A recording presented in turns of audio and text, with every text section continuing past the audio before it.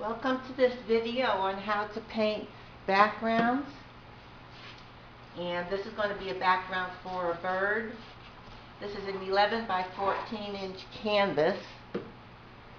And right now I'm just pre-wetting it with water. Now the background that I'm going to try to do is this one right here, although I'll probably be doing the black yellow bird up on the top. But this is the background that I'm shooting for. Okay, so I'm going to take some gesso, put the gesso over here, just slather a coat of gesso on here with the water. I like to work with my paints wet when I'm doing backgrounds. And I have a mister bottle here that will help it stay wet. Okay, and here's the mister bottle.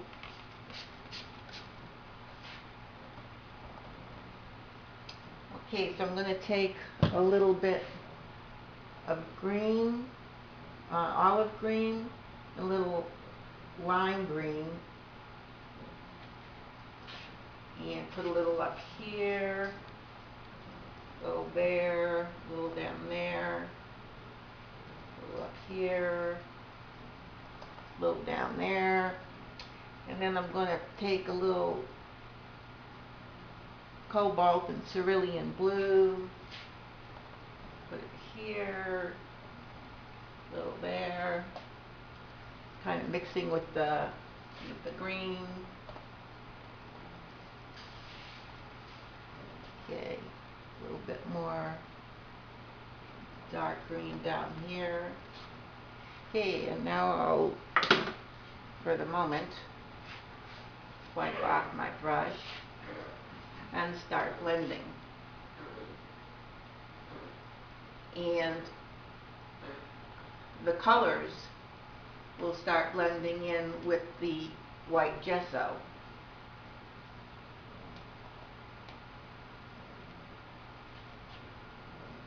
And I just wipe the excess paint off of my brush.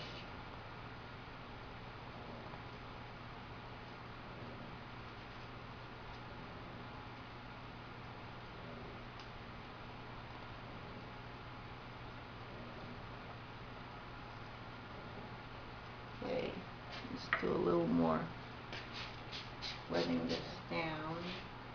And you notice I'm doing kind of crisscross strokes with my brush.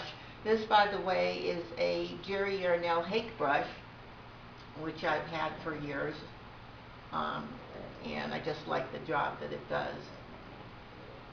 But I'm just trying to smooth out any marks. This would be brush marks. This is a brush mark as opposed to a brush stroke, which these are. Okay, now I'm going to look and see my picture and see how close I've come. And since I'm going to be doing this black bird up here, I'm going to want a little bit more light behind him. So I think I'll take a little more gesso,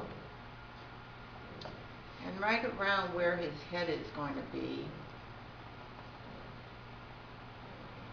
I'm going to put a little more white, and I think a little more cerulean and cobalt blue.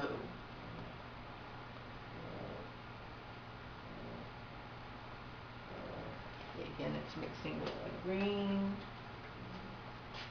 Wipe my brush off a bit here.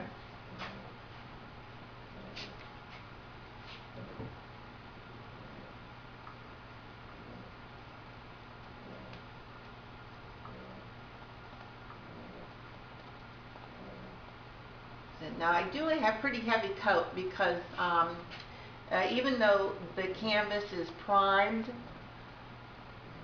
I like to put a heavy coat of gesso on the background because it makes the tooth smoother. and I just kind of like the way it feels with a smooth tooth background when I'm painting.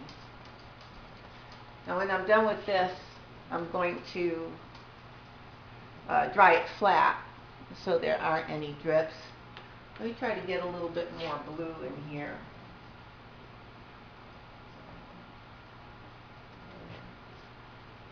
More blue. Sometimes it takes some fussing with.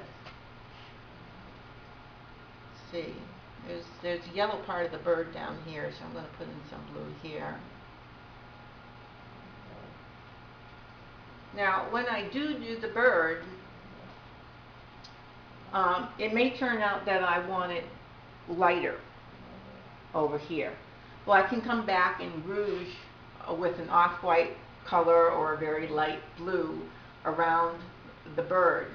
And because I don't know exactly where the bird's going to go, I think he's going to go right around here. And then there'll be a little tree stump over here. And I might want it a little darker. Maybe I'll put in a little bit of dioxazine purple down here, just where the belly is going to be of the bird.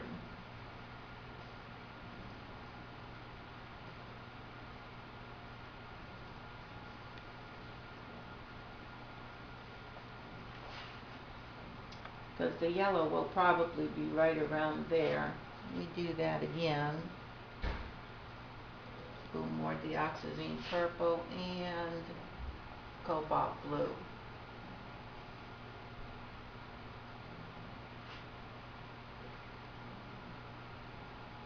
Again, I'm doing crisscross strokes. And you can tell as I mix in the green below with the dioxazine purple, I'm getting a bit of a brownish color, which is nice.